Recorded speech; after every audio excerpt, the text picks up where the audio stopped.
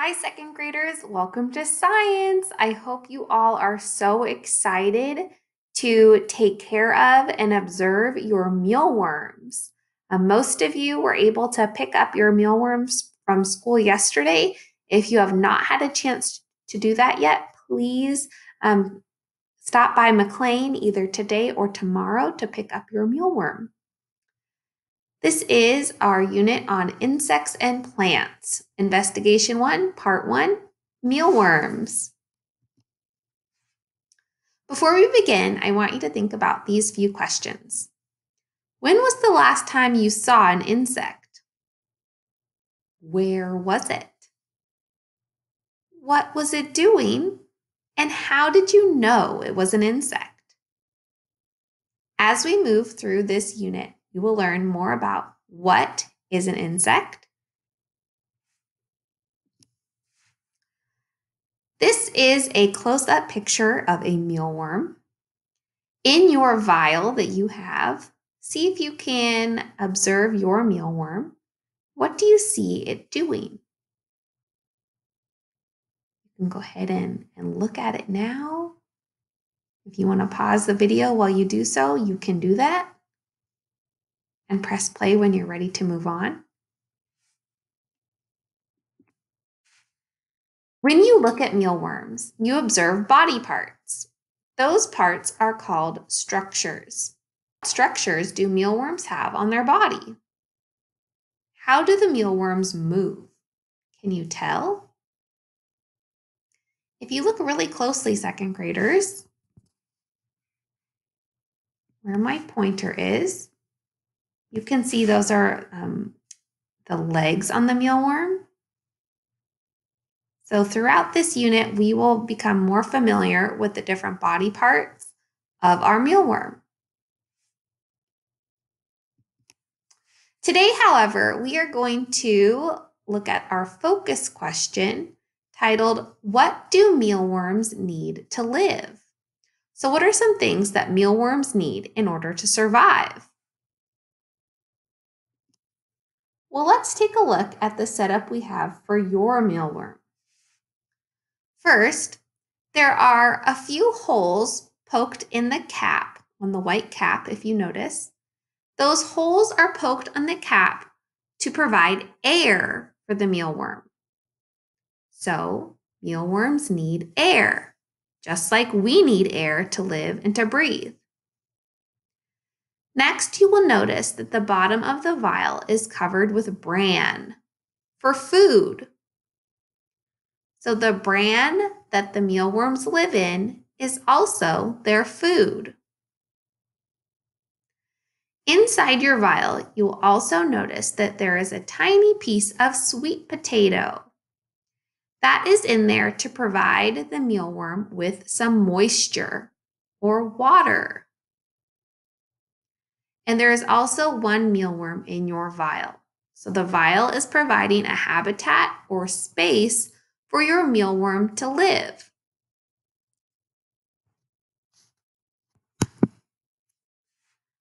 Before we go any further, I think it's important that we get to know the mealworm. You did read a story about a mealworm earlier this week, but now I want us to really focus in on what we will be noticing and how to take care of your mealworm. If you have an adult or family member nearby who is helping you with your mealworm, have them come in and listen closely to the next part of our lesson. That way, they can help you take care of your mealworm as best as you can. Mealworms and darkling beetles, which are the adult version of mealworms, are excellent classroom animals. They exhibit interesting behaviors. They are small, but not too tiny. They don't bite, smell, fly, or jump, and they are extremely easy to care for. So, parents and adults, no fear, they will not jump at you, they cannot fly, they will just stay in their canister or their vial during this investigation. The mealworms live right in a container of their food source, the bran flakes, so they're already living in their food. The food must be kept dry. Mealworms can go through their complete life cycle without any added water, but it is recommended that small bits of apple, potato, or carrot be added from time to time. So when you received your mealworm yesterday, there was a small piece of sweet potato in there. That will stay in there for a few days. You should not be adding any water to the bran, all right? It does not need any added water. The reason being is sometimes second graders and family, if you're listening, in the past, we have had really wet carrots or wet sweet potatoes be added to the bran flakes, and it can become moldy. So that is why we say you do not need to add any water to the bran.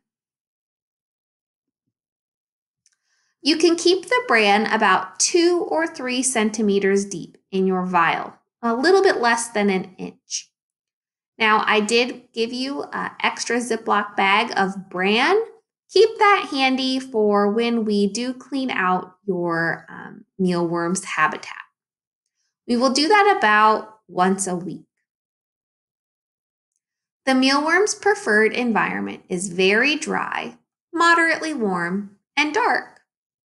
A bit of apple provides extra moisture for the mealworms and seems to stimulate rapid growth. So we will be wanting our mealworms to go through their complete life cycle while they are with us. So that is why we provide them with some sweet potato, or like it says, little bits of apple, depending on what you have around the house. If you are able to or want to feed your mealworm a little bit different food than we provided. So if you're thinking about where should I keep my mealworm, think about a place that is dry, warm, like inside, so it shouldn't be outside, right, necessarily, and dark.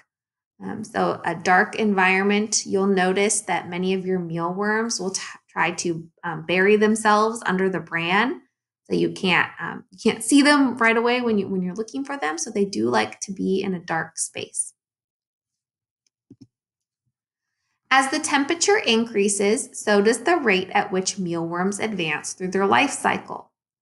Under ideal conditions, in a classroom, or in this case, in your homes, the complete life cycle can take place in as little as 3 months, but more likely it will take 4 months, and cold slows the process.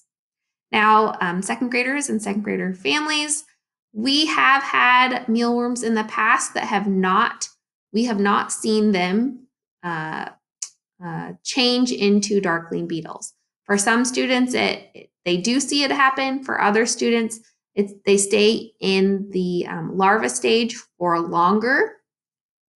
So we are hopeful that we have our mealworms with enough time for every student to watch their mealworm go through their complete life cycle. Alrighty, so here is another example of the vial. So again, keep your mealworm vial near your workstation, maybe where you are doing your schoolwork, so that you can observe your mealworm throughout the day. We will also have a class habitat to observe, and me, Mrs. Shannon, will include a video next week of the class habitat. So you can see there in that bin, that is what our class habitat looks like. All right. I also will keep a class calendar for the life of a mealworm. I will make note that we all received our mealworms on Wednesday, April 14th. From there, I will keep track of any time we notice changes in our mealworms. Whenever someone's mealworm turns into a pupa, I will make note of that on our class calendar. And when the pupa becomes a beetle, we will also note that on the class calendar to see how long it is taking our beetles to move through their life cycle. Let's do a little vocabulary review. Okay, I want you to help answer these missing words as I read the sentence. Here we go. Try number 1. Our new insect is a mealworm. Ding, ding, ding. All living organisms have 4 basic needs. Mealworms need to breathe. What do mealworms breathe? You got it, air, just like you and me. The potato is the mealworm's source of, this might be tricky. They don't use the potato for food. They use the potato for water. So they are able to get the moisture out of the sweet potato as their source of water. Mealworms need to eat. What do they eat, second graders? They eat food. And we'll get to what type of food in a moment. The last need of all living organisms is they need a place to live, second graders. They have to have space to grow. So they need space. And in our case, the space that the mealworms are given is the space in their vial. Lastly, a dry cereal we use to feed the mealworms is, what is the food that is inside your vial right now? It is bran, okay?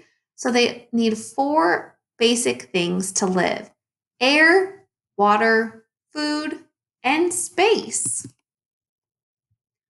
We are going to record our question, what do mealworms need to live, in our science packet. In our science packet, you have a series of this page, insect record. You are going to start with today's date, which today is Thursday, April 15th. And then you are going to include your observations. First, under the circle that is a magnifying glass, I would like you to draw a picture of your mealworm in the vial. You can include a picture of the vial or canister and include the food or the brand that it is living in.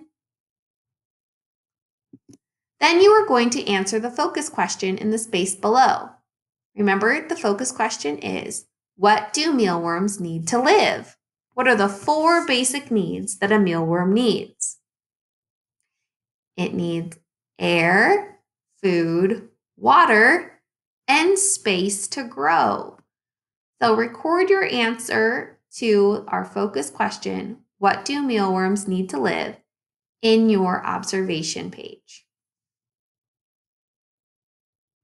After you've recorded, think about what will happen to the mealworms over the next few weeks. What changes do you think you will see or notice?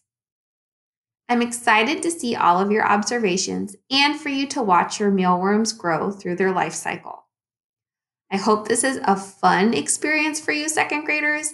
And even if you were a little timid or nervous to have a mealworm, I hope that this proves to be a fun assignment for you all. All right, second graders, happy observing.